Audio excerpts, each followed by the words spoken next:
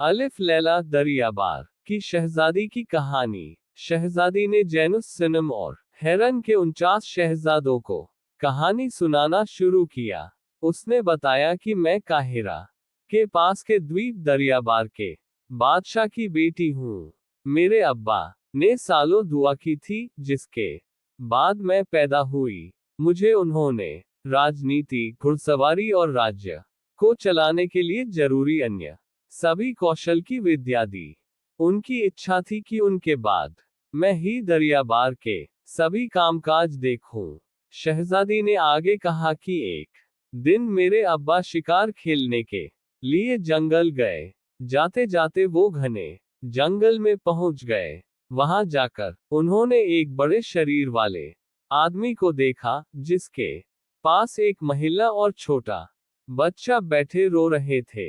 वो आदमी खूब सारा खाना खाने के बाद उस महिला पर विवाह करने का दबाव डालने लगा। वो लड़की नहीं मानी तो वो उस पर नाराज हुआ। मेरे पिता दूर से वो सब देख रहे थे। उन्होंने जैसे ही देखा कि वो आदमी उस लड़की पर हाथ उठाने वाला है, तो उन्होंने अपनी कमान से तीर छोड़ दिया, जो सीधे उस आदमी के सीने पर जाकर लगा। उसी वक्त राक्षस की मौत हो गई। मेरे पिता ने उस महिला से उसकी कहानी पूछी। उस लड़की ने बताया कि वो पास के ही सरासन कबीला के मुखिया की बेटी है, और जिसे तुमने मारा है वो हमारे घर में ही काम किया करता था। उसकी नजर मुझ पर बहुत पहले से थी। एक दिन मौका पाकर वो मुझे और मेरे बेटे को इस जंगल में ले आया और शादी करने के लिए जोर डालने लगा।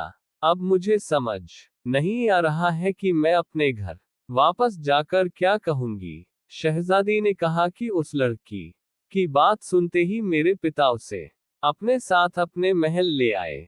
उन्होंने उस महिला और उसके बेटा का काफी ख्याल रखा।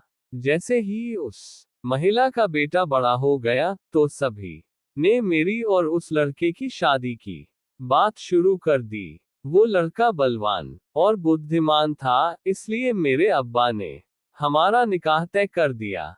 उसके बाद उन्होंने शादी से कुछ दिन पहले ही उस लड़के से कहा कि तुम मेरी बेटी से निकाह करने वाले हो। मैं शादी के बाद तुम्हें यहाँ का बादशाह बना दूंगा। ये सुनकर वो लड़का बहुत खुश हुआ। तभी दरियाबार के बादशाह ने कहा कि बस मेरी एक शर्त है। उस लड़के ने मेरे अब्बा से पूछा कि आखिर वो शर्त क्या है। तब मेरे पिताजी ने कहा कि तुम मेरी बेटी से निकाह करने के बाद किसी दूसरी लड़की से शादी नहीं करोगे। अगर तुम ये वादा करोगे तो ही मैं तुम्हारा निकाह अपनी बेटी से कराऊंगा। ये सुनते ही उस लड़के को गुस्सा आ गया। उसने कहा कि वो होने वाला बादशाह है और बादशाहों की कई पत्नियां होती हैं। इतना सुनते ही बादशाह ने वो निकाह तोड़ दिया। इससे उस लड़के को इतना गुस्सा आया कि उसने मेरे पिता को जान से मार दिया। फिर वो मुझे मारने के लिए ढूंढने लगा।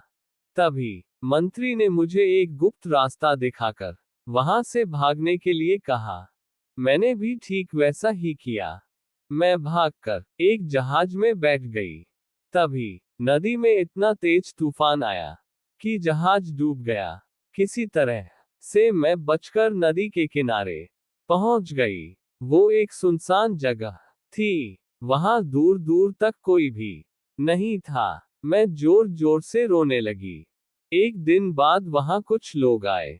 उन्होंने मुझसे मेरे बारे में पूछा, लेकिन डर कर मैं और ज्यादा रोने लगी। उसके बाद एक घोड़े में एक लड़का आया और मुझसे फिर सवाल करने लगे।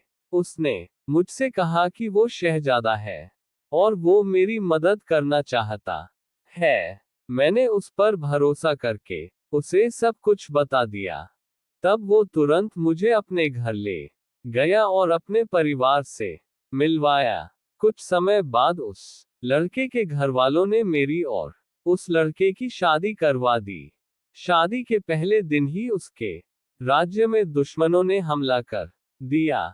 कुछ ही देर में उन्होंने उस राज्य के सभी लोगों को मार दिया। किसी तरह मैं और मेरा पति वहां से भाग गए। हमें पास की ही नदी में एक नाव दिखी। हम तुरंत उस पर बैठ गए। हवा का रुख उल्टा और तेज था, इसलिए हमारी नाव किसी गलत दिशा की ओर चली गई। तभी सामने से एक बड़ा सा जहाज आ रहा था। हमने उनसे मदद मांगी। बाद में पता चला कि उसमें डाकू बैठे थे। उन्होंने हम दोनों को कैदी बना लिया। वो 7 डाकू थे। सभी चाहते थे कि मैं उनकी सेविका बन जाऊं।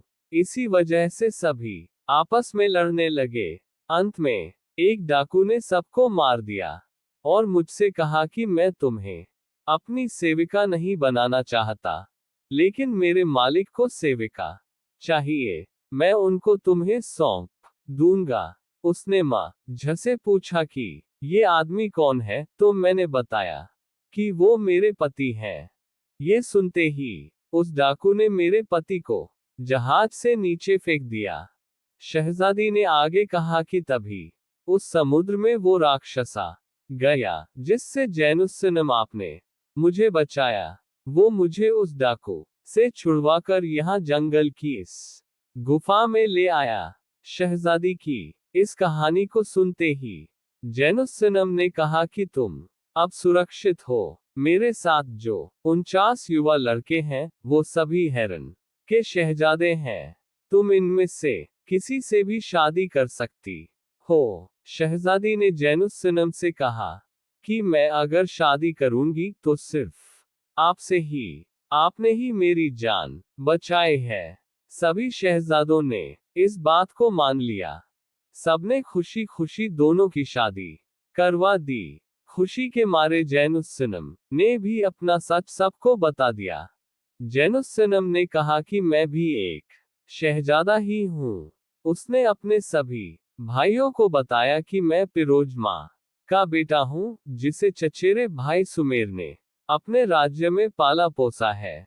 यह सुनते ही शहजादी ने कहा कि मुझे आप तो पहले से ही शहजादे जैसे लगते थे।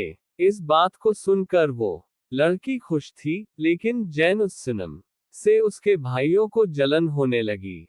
उनके मन में हुआ कि अब्बा इसे अभी से इतना मान देते हैं, अगर उन्हें पता चला कि ये उनका ही बेटा है, तो वो अपना सब कुछ इसी के नाम कर देंगे।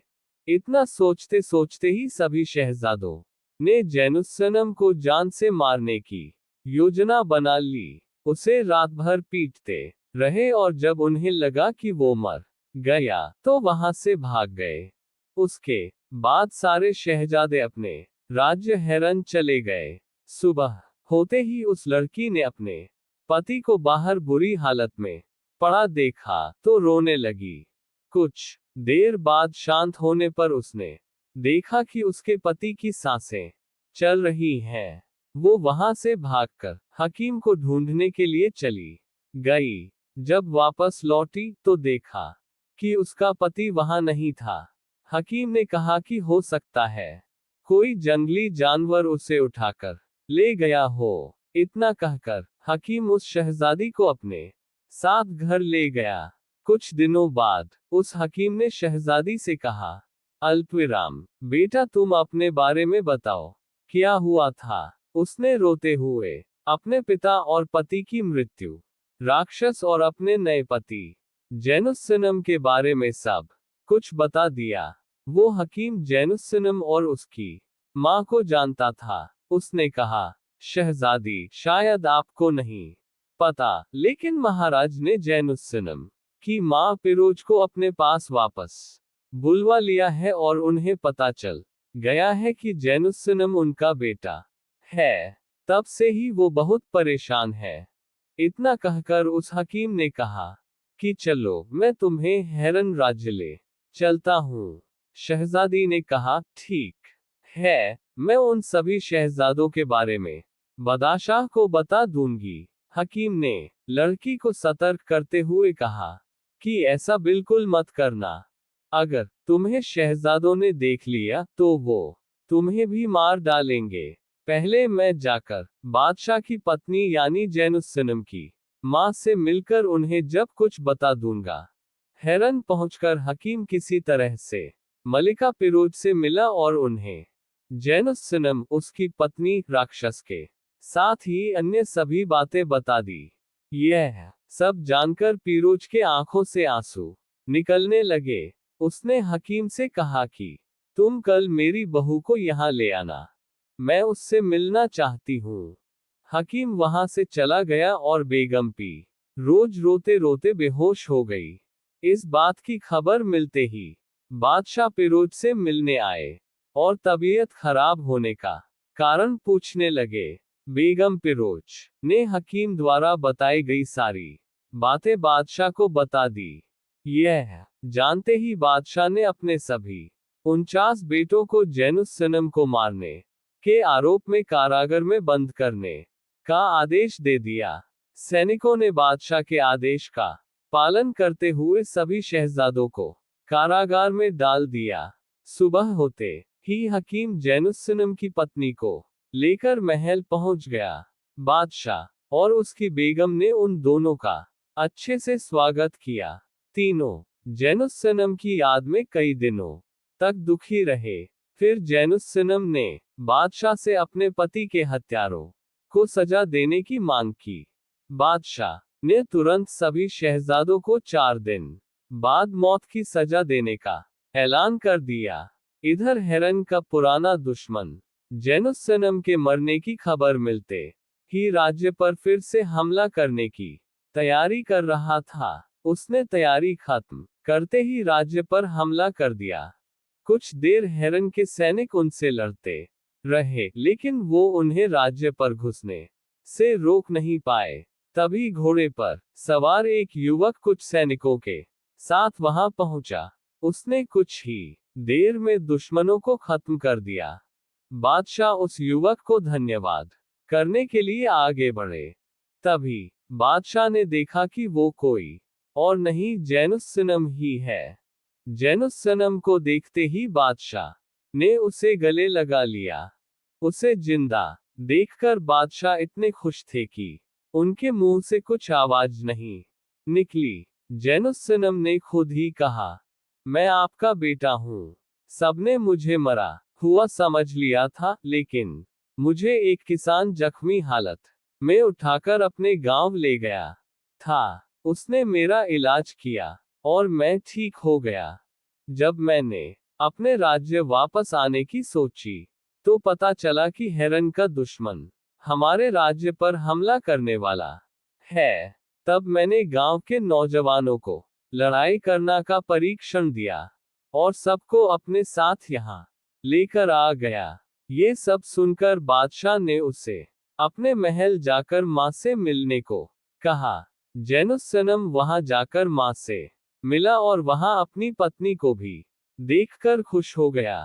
तभी बादशाह वहां पहुंचे और उन्होंने कहा कि जैनुस्सनम, तुम बहुत साहसी हो। राक्षस से तुम्हारी लड़ाई और अन्य सारी चीजें मैं जानता हूँ। जैनुस्सनम ने कहा कि अब्बा, आपको ये सब भाइयों ने बताया होगा ना। गुस्से में बादशाह ने जैनुस्सनम से उनका नाम न लेने को कहा। जैनुस्सनम की मां ने उसे बताया कि हम सबको पता है कि तुम्हें मारने की कोशिश किसने की थी। अब तुम्हारे सभी भाइयों को सजा मिलेगी। उनको बादशाह मृत्यु दंड सुना चुके हैं। ये सुनकर जैनुस्सनम ने बादशाह से कहा कि वो आपके बेटे और मेरे भाई हैं, इसलिए उन्हें छोड़ दीजिए। हाँ, उन्होंने काफी बड़ा गुनाह किया है, लेकिन उन्हें एक मौका मिलना चाहिए। जैनुस्सनम की बात मानकर तुरंत बादशाह ने सैनिकों से शहजादों को बंदीगृह से उनके पास लाने के लिए कहा। जैसे ही सारे शहजादे वहां पहुंचे, जैनुस्सनम ने उन्हें गले से लगा लिया। ये सब देखकर बादशाह ने खुश होकर जैनुस्सनम को राज्य का युवराज घोषित कर दिया। फिर बादशाह ने युवराज जैनुस्सनम की जान बचाने वाले किसान और उनकी बहू को वहां लाने के लिए हकीम को काफी सारा इनाम दिया। इतनी कहानी सुनाकर शहरजाद चुप हो गई। दुनियाजाद ने उसके किस्से की काफी प्रशंसा की। ये सुनकर शहरजाद ने कहा, मेरे पास ऐसी ही मनोरंजक एक और कथा है। अगर बादशाह मुझे जान से न मारे तो मैं कल सुबह उन्हें वो कहानी सुनाना चाहूंगी। बादशाह ने अनुमति दे दी। इस कहानी को जानने के लिए दूसरी स्टोरी पढ़ें।